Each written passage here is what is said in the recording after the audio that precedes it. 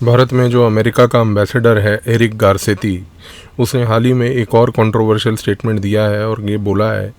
कि भारत की strategic autonomy जो है वो वॉर के या कॉन्फ्लिक्ट के दौरान नहीं चल सकती। खैर, ऐसा ये मानना उसका खुद का है, क्योंकि ये स्ट्रैटेजिक ऑटोनॉमी का डॉक्ट्रिन जो भारत की फॉरेन पॉलिसी का है, ये डॉक्ट्रिन एक यूनिवर्सल डॉक्ट्रिन है। अब सबसे बड़ी बात यह है कि अमेरिका को इस प्रकार की टिप्पणी देने की आवश्यकता हाल ही में क्यों हुई। उसका सबसे बड़ा कारण है कि भारत के प्रधानमंत्री जो अभी रूस की एक विज़िट पे गए, और वो जो स्टेट विज़िट में जाकर भारत ने रूस के साथ खड़े होकर ये चीज़ को सहमति दिलवाई कि देखिए, आप हमारे एक ऑल वेदर फ्रेंड हैं और हम आपके साथ हमेशा टिके रहेंगे, खड़े रहेंगे। आपसे जितना भी व्यापार, चाहे वो तेल से लेके डिफेंस आर्मामेंट से लेके दूसरे डायमेंशन में हो, वो कंटिन्यूड रहेगा।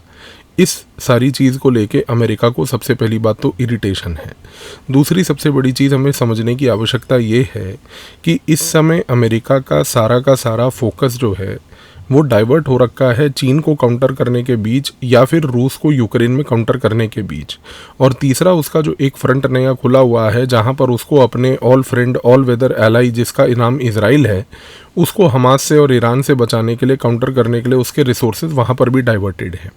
अब देखिए, जो ये 3 डिफरेंट फ्रंट्स हैं अमेरिका के, जहाँ पर वो इस समय प्री ऑक्यूपाइड है, इनको टैकल करने की रणनीति क्या है। इस समय अमेरिका के मन में ये चल रहा है कि क्या हम नेटो, जो नॉर्थ अटलांटिक ट्रीटी ऑर्गेनाइजेशन, उसका एक शीत युद्ध यानी कि कोल्ड वॉर से बना हुआ अलायंस है,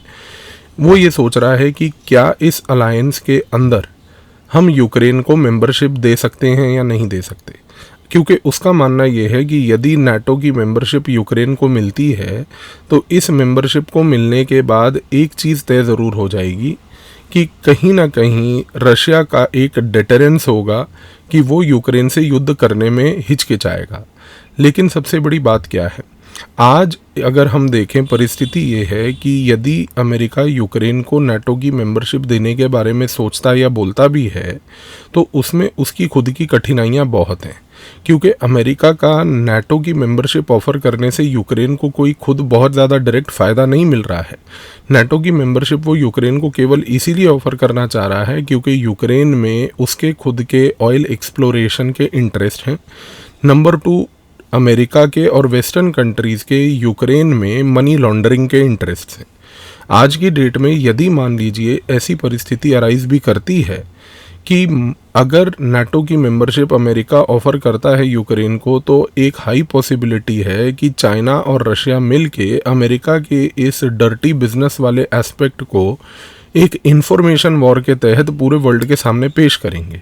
इसी रीज़न से इस चीज़ को समझिए कि पिछले 2-2.25 साल से यूक्रेन और रूस के बीच में ये जो लड़ाई चल रही है, इस लड़ाई को रोकने के लिए आज की डेट में अमेरिका यदि चाहता तो वो ओवरनाइट मेंबरशिप यूक्रेन को दे देता, लेकिन अभी तक उसको देने में वो हिचकिचा रहा है। अब यहाँ पर भारत का क्या रोल है। भारत ने अपनी स्ट्रैटेजिक ऑटोनॉमी को एक्सरसाइज करते हुए ये बात बोली है कि ये जो मसला यूक्रेन और रूस के बीच में चल रहा है, ये इन 2 देशों का आपसी मसला है। दूसरी बात, भारत ने हमेशा एक प्रिंसिपल्ड स्टैंड लेते हुए ये पॉइंट बोला है कि यूक्रेन के कॉन्टेक्स्ट में हम हमेशा से ये चाहते हैं कि डायलॉग, डिप्लोमेसी और पीसफुल टॉक्स के थ्रू इस मसले का हल हो। अब जब भी भारत ये बात बोलता है तब प्रॉब्लम ये आती है कि अमेरिका को इस चीज़ को सुन के इरिटेशन होती है। आप खुद सोच के देखिए कि अगर इंडिया का ये पॉइंट कि डायलॉग, डिप्लोमेसी से, नेगोशिएशन से यूक्रेन एंड रशिया का मसला हल होगा, अगर वो इस पॉइंट को बार बार बोलता है तो इस पॉइंट में गड़बड़ क्या है और गलत क्या है। अमेरिका के साथ सबसे बड़ी दिक्कत यहाँ पर ये आती है कि वो भारत की स्ट्रैटेजिक ऑटोनॉमी के इस डॉक्ट्रिन को कभी भी एक्सेप्ट नहीं करता। उसको नहीं एक्सेप्ट करने का सबसे बड़ा रीज़न ये है कि अमेरिका का आज की डेट में भारत को लेकर रवैया ये है कि आप अपने ये स्ट्रैटेजिक डॉक्ट्रिन और ये सब टाइप की जो चीज़ें हैं, स्ट्रैटेजिक ऑटोनॉमी टाइप की, हमें मत सुनाइए। आप यदि हमारे साथ, अगर हमारे साथ खड़े हैं तो आप हमारे साथ अलाइन हो जाइए। अलाइन हो जाइए का मतलब ये है कि आपकी फॉरेन पॉलिसी की जो सोच है वो इस तरीके से ड्राइव होनी चाहिए कि जिस तरीके का एजेंडा यूएस पूरे वर्ल्ड में चला रहा है उस एजेंडा के साथ उसकी सिंपैथी होनी चाहिए। यानी कि कल को अमेरिका अगर बोले कि इंडिया अफ़गानिस्तान में अपने बंदे भेज दो, बूट्स ऑन द ग्राउंड जिसको हम बोलते हैं, क्योंकि तालिबान से लड़ना है, तो अगर इंडिया और अमेरिका अलाइंड होंगे तो अमेरिका ये बोलने के बाद इंडिया सिर्फ अपनी आंख बंद करके अपने आर्म्ड फोर्सेस को भेज देगा। आज की डेट में यूक्रेन के कॉन्टेक्स्ट में भी यही चीज़ अमेरिका का एक ऑब्जेक्टिव है जो वो इंडिया से एलिसिट करना चाह रहा है। अमेरिका बार बार ये बात बोल रहा है कि आप अपनी स्ट्रैटेजिक ऑटोनॉमी डॉक्ट्रिन को छोड़िए, आप हमारे साथ अलाइन कीजिए और जो जो चीज़ों में हम चाह रहे हैं उस चीज़ों में हमारी सहमति दीजिए। अब समस्या, प्रॉब्लम क्या है? प्रॉब्लम समझिए, भारत आज की डेट में इस मोमेंट पे एक मिडल पावर है। वो मिडल पावर से लॉन्ग रन में बनना चाहता है एक ग्रेट पावर। अब प्रॉब्लम सारी यहाँ पर ये आती है कि जब भारत ये बोलता है कि मैं एक मिडल पावर से एक ग्रेट पावर बनना चाहता हूँ लॉन्ग रन में, तो ग्रेट पावर का मतलब ये होता है कि हम एक ऐसा इंटरनेशनल सिस्टम विजुअलाइज कर रहे हैं जिस सिस्टम में हम खुद एक बहुत बड़े पावर सेंटर हों, दूसरे देश भी बहुत सारे पावर सेंटर्स हों।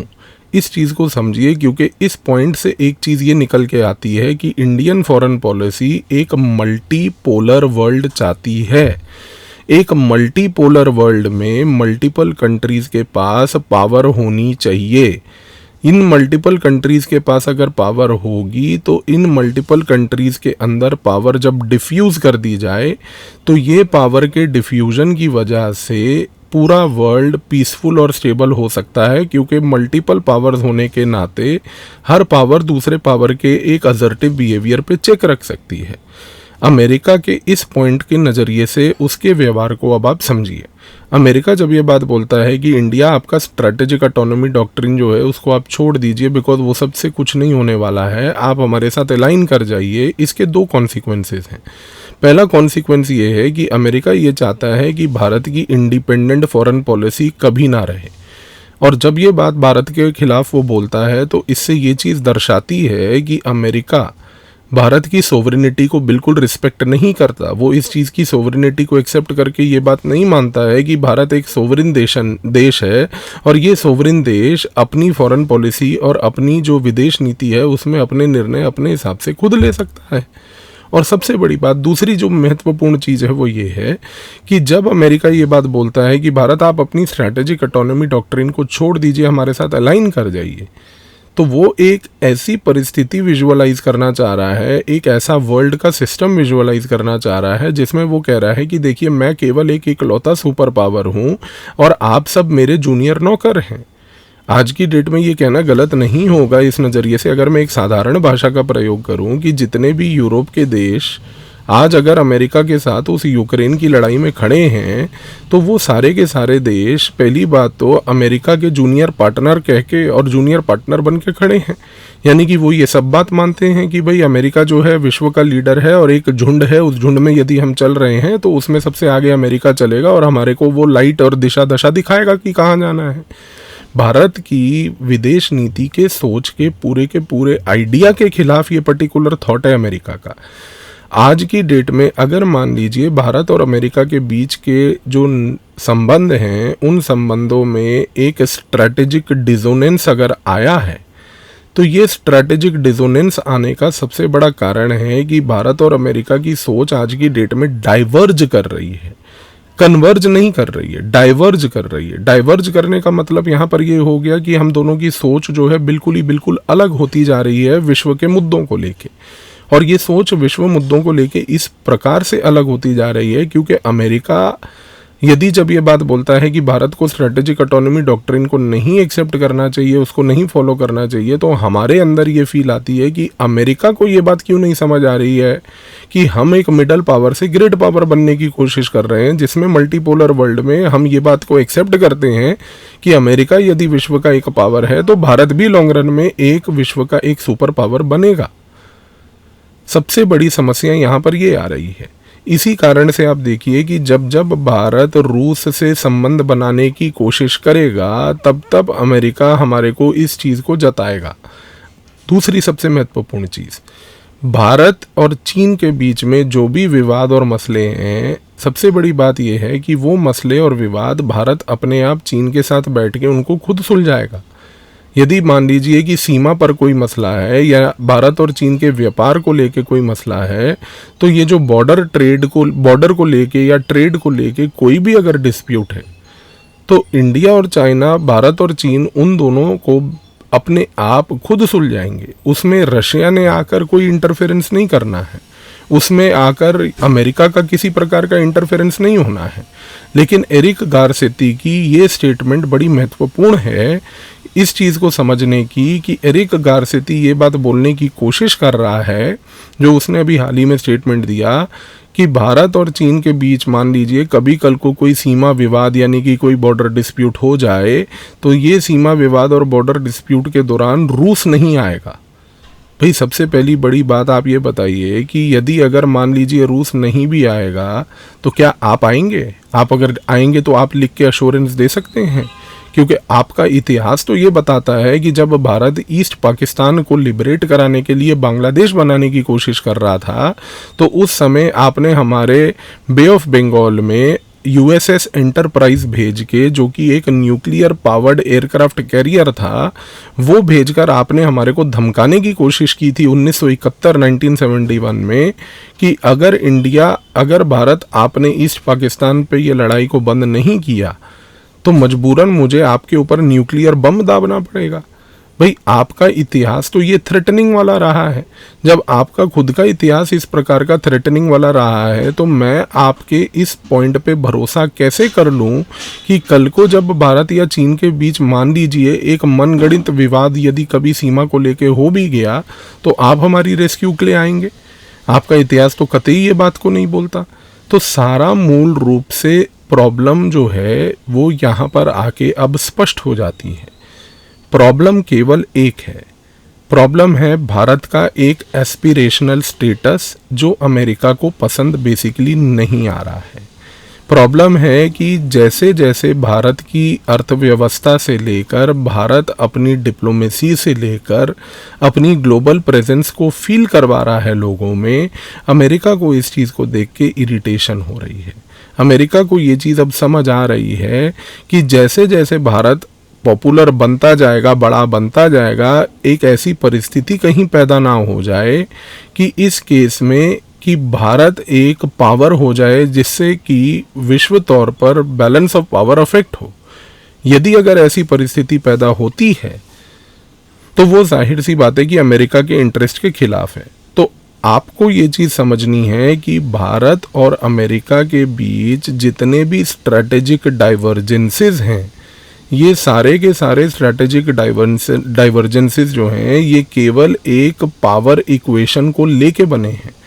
और पावर इक्वेशन ये है एक स्पष्ट शब्दों में कि अमेरिका चाहता है कि मैं विश्व का सोल सुपर पावर बना रहूं और भारत जैसा देश एक जूनियर पार्टनर मेरा बन के मेरे साथ साथ चले, जैसे कि यूरोप के बाकी देश चलते हैं। लेकिन भारत इसी चीज़ को विवादित मानते हुए ये बात बोलता है कि ये हमारे लिए एक्सेप्टेबल नहीं है।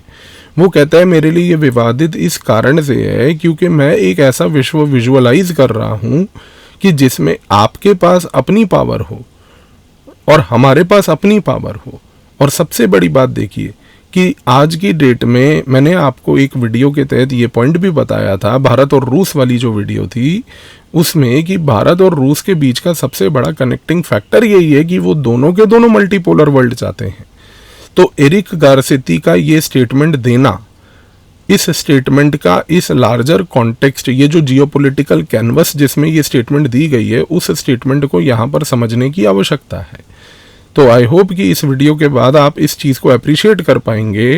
कि भारत और यूएस के बीच के स्ट्रेटेजिक डाइवर्जेंसेस का जो सबसे बड़ा कारण है, उसका कारण है दोनों देशों के बीच जो डाइवर्जेंस है वो पावर इक्वेशन के और पावर थॉट को लेके है। और ये बात मत भूलिएगा कि भारत की स्ट्रैटेजिक ऑटोनॉमी का डॉक्ट्रिन आज की डेट में भारत की इस मल्टीपोलर पावर स्टेटस को अचीव करने के लिए उसका एक स्टेप है। और जैसे जैसे भारत ये स्टेप को लेता जाएगा, आगे बढ़ता जाएगा, उसी तरीके से आप देखेंगे कि आने वाले समय में अमेरिका और भारत के बीच में ये डाइवर्जेंसेस और होंगे और भारत और रशिया के बीच में ये कन्वर्जेंसेस और होंगे। तो इस प्रतीक आपको ये देखना है कि ये जो बैलेंसिंग एक्ट है, इस बैलेंसिंग एक्ट में अमेरिका को ये चीज़ जब तक समझ नहीं आएगी कि वो भारत के एस्पिरेशन को एक्सेप्ट करे और उसको समझे, तब तक अमेरिका और भारत के बीच में ये फ्रिक्शन पॉइंट्स हमेशा बने रहेंगे। धन्यवाद।